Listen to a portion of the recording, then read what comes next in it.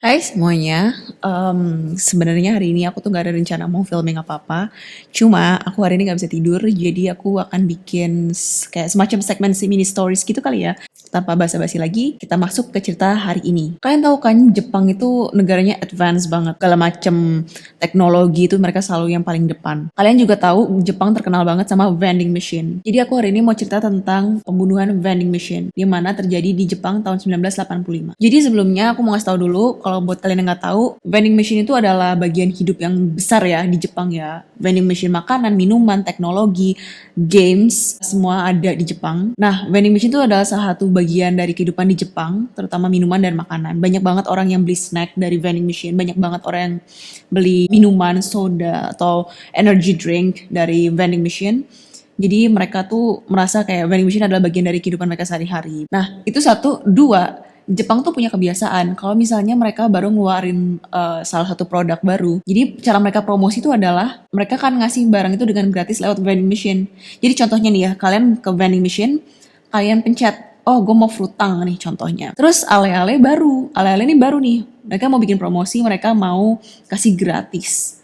Akhirnya pas lo pencet frutang, ale-ale juga ikutan turun. Jadi lo beli satu frutang, lo dapat gratis satu ale-ale. Jadi dapat frutang dan ale-ale, dapat 2 minuman. Nah, masalahnya nih ya, di Jepang tuh orang-orangnya juga baik. Jadi kalau misalnya mereka dapat minuman gratis kayak gitu caranya dan mereka nggak mau, mereka akan taruh minuman itu di atas vending machine. Jadi mungkin orang yang nggak punya duit bisa ambil dan minum, atau mungkin orang lain yang mau bisa ambil gitu loh. Jadi mereka nggak serakah. Kisah pembunuhan vending machine ini terjadi pertamanya tuh gara-gara ada satu supir truk. Dimana supir truk itu lah udah capek banget abis kerja, abis nguli nih, pengen minum dulu ah. Akhirnya dia ke vending machine, dia masukin duit, terus dia lihat di atas vending machine ada minuman yang namanya Oramin C.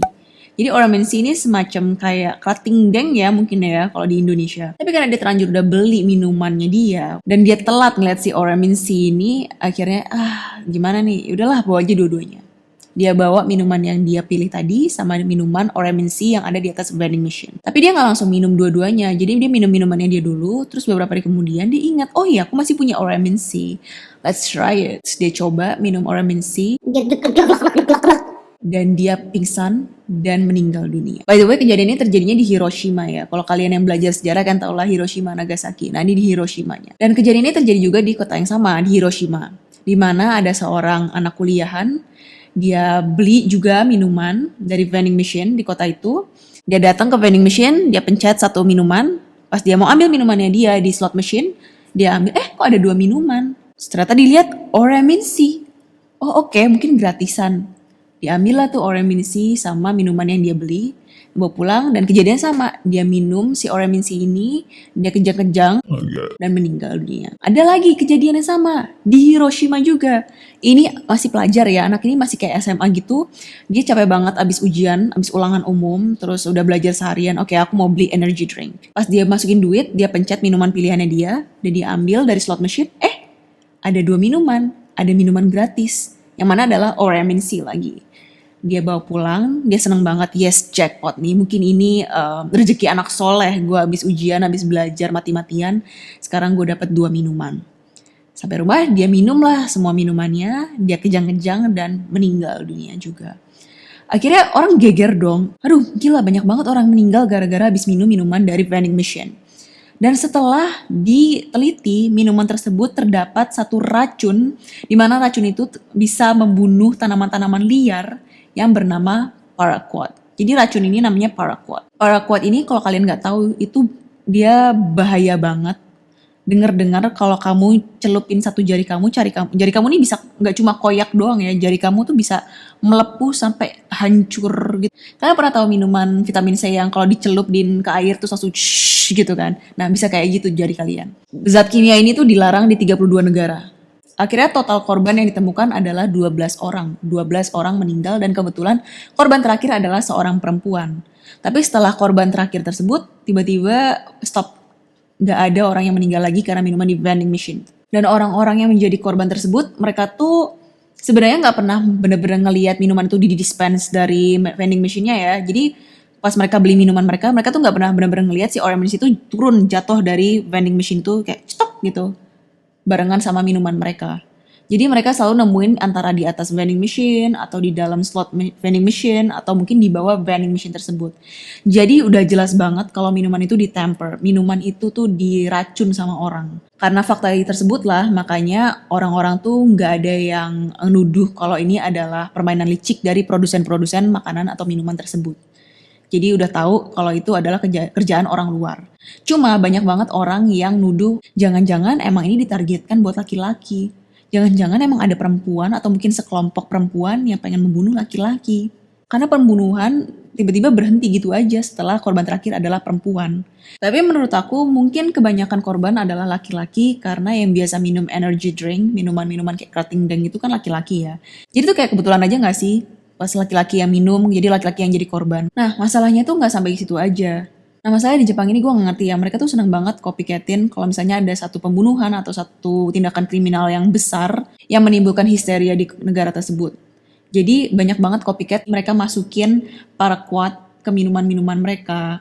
Contohnya, ada satu produk susu ini, dia datang ke sekolah-sekolah. Kayak kalian tahu kan waktu zaman SD, kalian tuh ada minuman-minuman kayak Milo atau Enagan datang ke sekolah gitu kan, mau promosi ke anak-anak SD kayak coba ini minuman gitu. Nah, ini produk susu ini mereka datang ke sekolah-sekolah dengan tujuannya sama untuk promosi. Tapi mereka sengaja masukin paraquat ke dalam minumannya, ke dalam susu-susunya. Kenapa coba? Biar apa coba? Nggak cuma itu juga, banyak banget orang-orang caper ya, yang mereka tuh, aku mau mendapatkan perhatian media. Jadi mereka minum soda atau minum-minuman apapun yang mereka minum, terus mereka sisain setengahnya, terus mereka masukin paraquat ke dalamnya. Terus mereka bilang, aduh aku agak rasa pusing habis minum minuman ini, ada apa ya dok? Setelah dicek dalamnya ada paraquat. Terus dokter akan mikir, oh my god, dia berhasil, dia survive dari paraquat dong. Akhirnya orang itu diliput media, dapat attention, capernya terpenuhi. Tapi ada yang juga yang bodoh ya, yang minumannya beneran dikasih paraquat sama dia diminum. Akhirnya dia masuk di rumah sakit. Kenapa sengaja bikin hidup menderita gitu loh. By the way, orang-orang yang caper ini tuh bahaya banget ya. Karena dia jadi inspirasi orang untuk bunuh diri dengan paraquat. Kalian tahu kan angka bunuh diri di Jepang tuh tinggi banget. Akhirnya orang-orang yang pengen mengakhiri hidupnya pakai paraquat buat jadi cara mereka untuk menghabiskan nyawa mereka. Nah, dari kejadian ini banyak banget orang yang menuduh, oh ini pasti kerjanya Monster with 21 Face. Ini adalah kerjaan dari Monster dengan 21 wajah. Monster dengan 21 wajah adalah salah satu gangster terbesar di Jepang. Waktu sebelum kejadian ini berlangsung, Monster dengan 21 wajah itu pernah bikin huru-hara di Jepang. Jadi kalian tahu Pocky kan nih, biskuit Pocky. Pocky itu kan diproduksi dari perusahaan namanya Glico. Nah, dia tuh pernah bikin surat ke Glico bilang kalau dia meracuni produk-produk Glico dengan cyanida. Dari kejadian itu, Glico panik banget. Jadi produk dia yang sudah didistribusi ke satu Jepang semuanya ditarik balik dan Glico rugi sampai miliaran dolar. Akhirnya setelah negosiasi, ya Glico ngasih duit ke Monster 21 wajah ini sebagai kompensasi agar si Monster dengan 21 wajah ini berhenti untuk ngeganggu Glico lagi. Anyways, balik lagi ke cerita vending machine ini. Semua orang udah nuduh nih, ini pasti Monster dengan 21 wajah nih. Beberapa tahun yang lalu dia kan bikin huru-hara dengan dia yang katanya ngeracunin makanan-makanannya Glico. Pastiin dia lagi nih. Akhirnya berita ini sampai dong ke Monster dengan 21 wajah. Dia baper banget, dia ngirim surat ke media. Isinya bilang, lo pikir gue segabut apa? Gue ini gangster besar. Gue udah gak main lagi ngerjain perusahaan-perusahaan makanan kayak gitu. Udah cupu banget. By the way, sebenarnya yang diracunin tuh minuman bukan cuma Oramin C ya. Sebenarnya ada beberapa minuman lain lagi. Tapi kenapa yang paling banyak adalah Oramin C? Karena Oramin C itu adalah produk baru di mana mereka lagi gencar-gencarnya, lagi getol-getolnya untuk dipromosiin. Tapi karena hal ini terjadi, Oramin C langsung minta maaf seminta-minta maafnya dan mereka langsung bikin packaging yang gila. Mereka langsung yang bikin pengaman yang gila banget untuk Oramin C supaya nggak ada orang yang bisa ngeracunin Oramin C lagi. Jadi untuk customer selanjutnya mereka aman untuk minum Oramin C. Tapi minuman-minuman yang lain nih ya, yang selain Oramin C yang juga diracunin, mereka malah bikin konferensi pers gede-gedean dan bilang, ya kita minta maaf kalau minuman kalian ada racunnya. Tapi bukannya itu salahnya pembeli juga ya, kayak harusnya kalian tuh cek juga dong kalau misalnya ada sesuatu, kalau misalnya segelnya rusak atau ada bolongan di minumannya. Kan kalian seharusnya nggak minum. Kalau kalian hati-hati, kalian gak bakalan mati.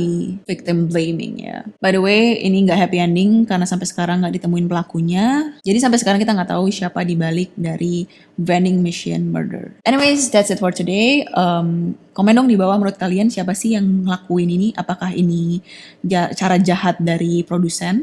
Karena kan ini marketing ya, secara nggak langsung marketing ya. Kayak Oreminsi bikin huru-hara dengan cara gini, terus dia bilang, oh minta maaf, oke kita akan bikin packaging yang paling bagus dan paling aman.